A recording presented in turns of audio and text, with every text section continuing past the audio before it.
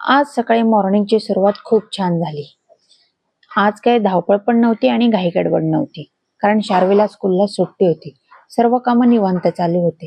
आज छानपैकी आंघोळ केली आणि मस्त हेअर वॉश केला, त्यामुळे खूप प्रसन्न वाटत होतं. पटकन इकडे आवरायला घेतले. सकाळी सकाळीच मंदिरामध्ये मिस्टर आणि शार्वी गेले होते. मग काय, घरात मी एकटीच होते. थोडासा वेळ काढला आणि मस्तपैकी तयार झाले. आवरून झाल्यानंतर किचन मध्ये आले. स्वयंपाकच करायला घेतला. मिस्टरांना काय 9 दिवस उपवास होते, मग त्यांना काही जेवायचं नव्हतं. एकच टाइम ते जेवण करतात. स्वयंपाकाचं काही टेन्शनच नव्हतं. फक्त शार्वीचा आणि माझा स्वयंपाक करायचा होता. तोपर्यंत शार्वी आणि मिस्टर पण मंदिरातून आले. पटकन इकडे स्वयंपाक करायला घेतला. आणि इकडे पावसाने काही इतकी हजेरी लावली, सांगायलाच नको.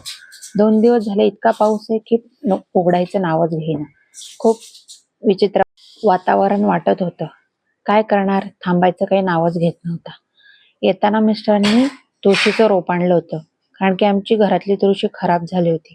मग काय, त्यांनी दुसऱ्या कुंडीमध्ये लावायला घेतली होती. तोपर्यंत इकडं माझा स्वयंपाक पण झाला होता. आणि शार्वीला सुट्टी म्हटल्यावर काय, तिचा दिवसभर त्रासच होता. आता माझा स्वयंपाक झाला होता. मीला केव्हापासून म्हणते शार्वी जेवण कर, पण तिला जेवायचंच नव्हतं. तिला आज बिस्किट चॉकलेट याच्यावरच दिवस काढायचा होता. सांगून सांगून थकले, पण काही ती जेवण केलंच नाही. हेच बिस्किट खाऊनच तिने आज पोट भरून घेतलं आणि तशीच झोपून गेली. संध्याकाळ झाली. संध्याकाळी उठली.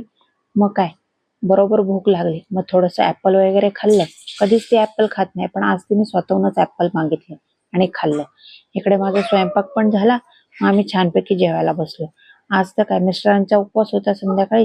मग त्यांनी फक्त साबुदाणा खिचडी आणि बटाट्याची भाजी केली होती. ते खाऊन झालं आणि मग सगळं आवरून झालं.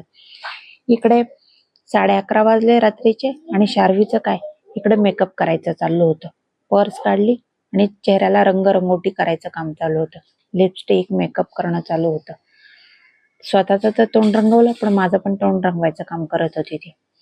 आणि आता ही काही झोपणारच नाही.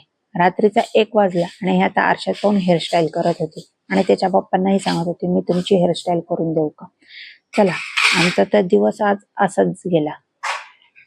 आणि ही काय आता झोपायचं नाव घेणार नाही. चला, भेटूया नेक्स्ट ब्लॉग मध्ये. तोपर्यंत बाय बाय.